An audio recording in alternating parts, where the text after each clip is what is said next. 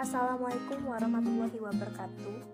Perkenalkan, di sini kami akan membacakan materi kimia tentang sistem koloid yang disusun oleh 1.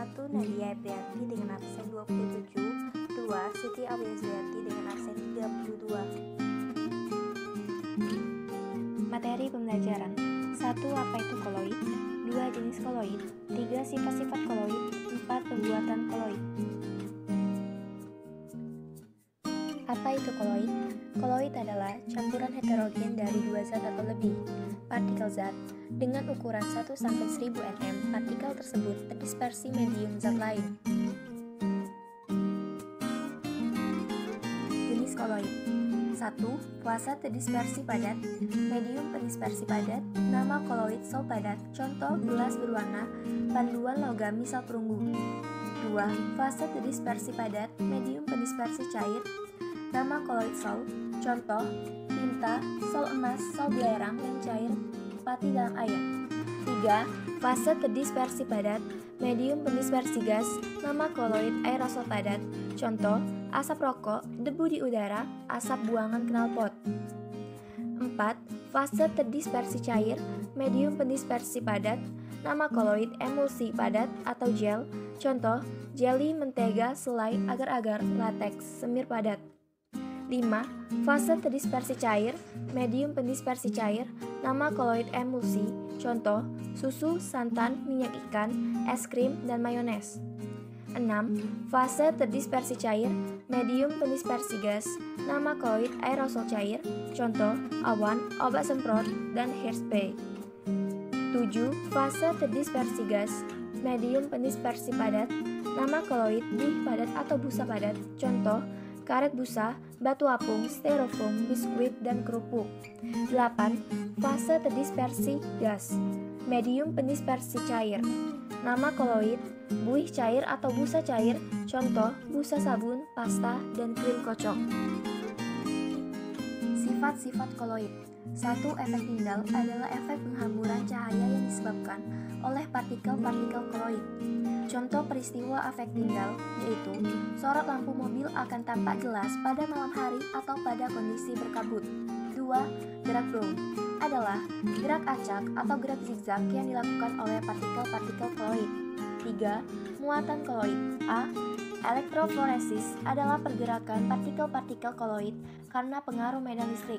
Contoh penggunaan metode ini adalah untuk identifikasi DNA, untuk penyaringan debu pada cerobong asap pabrik atau disebut pesawat Cottrell.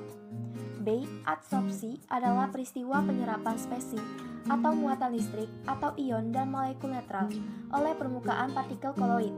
Contoh penggunaan sifat absorpsi dari koloid adalah penggunaan sakit perut yang disebabkan oleh bakteri patogen dengan serbuk karbon aktif atau norit.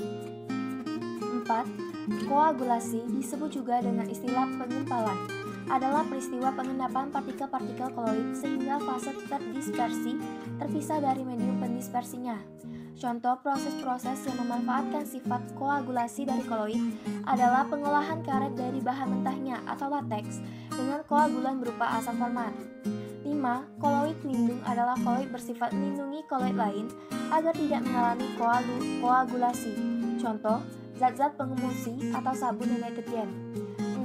Dialisis adalah suatu cairan pemurnian sistem koloid dari ion-ion pengganggu yang menggunakan selaput semi-permeable. Contoh, untuk proses cuci darah bagi penderita gagal ginjal atau hemodialisis. 7. Koloid liofil dan liofob. Koloid liofil adalah suatu koloid yang fase terdispersinya dapat menarik medium pendispersi yang berupa cairan akibat adanya gaya Van der atau ikatan hidrogen. Koloid liofob adalah suatu koloid yang fase terdispersinya tidak dapat mengikat atau menarik medium pendispersinya.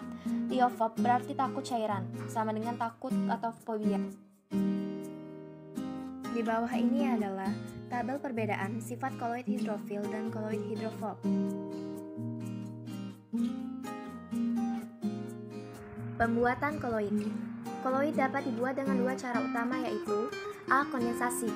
Kondensasi merupakan cara memperoleh koloid dengan jalan memperbesar ukuran partikel larutan sejati, di mana spesi molekul atau ion bergabung membentuk partikel koloid.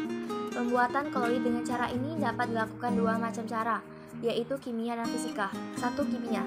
Pembuatan partikel koloid dari partikel larutan sejati melalui reaksi kimia meliputi A. Reaksi hidrolisis. Reaksi hidrolisis merupakan reaksi yang terjadi antara suatu spesies dengan air. Contoh, reaksi pembentukan sal FeOH3, FeCl3Aq plus 3H2O membentuk FeOH3s plus 3HClAq. B. Reaksi substitusi merupakan reaksi penggantian pasangan. Contoh, pembuatan sal AgCl, AgNO3Aq plus NaClAq membentuk AgCls plus NaNO3Aq.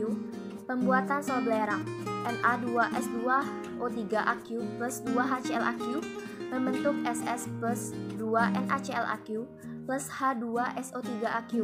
C. Reaksi redoks merupakan reaksi kimia yang diikuti dengan perubahan bilangan oksidasi. Contoh, pembuatan sal belerang 2H2SAq plus SO2Aq membentuk 3SS plus H2OL. Selanjutnya adalah dengan cara fisika.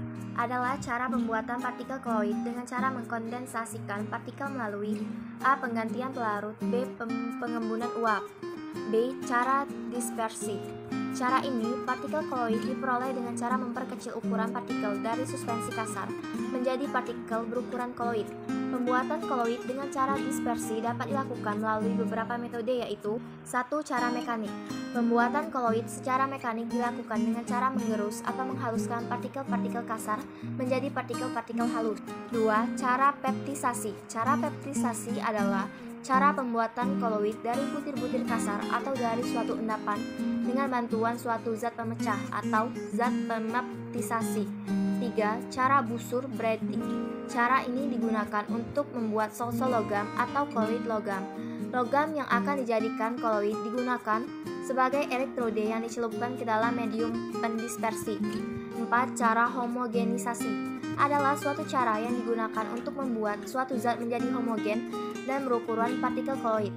Cara ini banyak dipakai untuk membuat koloid jenis emulsi, misalnya susu. 5. Cara dispersi dalam gas. Pada prinsipnya, cara ini dilakukan dengan menyemprotkan cairan melalui atomizer menggunakan sprayer pada pembuatan koloid tipe aerosol, misalnya obat asma semprot, hairspray, dan parfum. 3. Cara memurnikan koloid. Dalam kehidupan sehari-hari, koloid dalam keadaan bercampur dengan zat lain atau belum dalam keadaan murni. Terdapat 3 cara untuk memurnikan koloid, yaitu A. Dialisis. Dialisis adalah teknik memurnikan koloid dengan cara melewatkan suatu pelarut pada sistem koloid melalui membran semipermeabel. B. Ultrafiltrasi. Diameter partikel koloid lebih kecil daripada partikel suspensi, sehingga koloid tidak dapat disaring menggunakan kertas saring biasa. C. Elektroforesis. Selain untuk menentukan muatan koloid dan memisahkan asap dan debu dari udara, elektroforesis juga dapat digunakan untuk memurnikan koloid dari partikel-partikel zat pelarut. 4. Koloid dalam kehidupan sehari-hari. A. Sabun dan deterjen. B. Pengolahan air bersih. C. Pemurnian gula. D. Pembentukan delta. E. Penggumpalan darah. Sekian materi kimia tentang sistem koloid dari kami. Kami ucapkan terima kasih. Wassalamualaikum warahmatullahi wabarakatuh.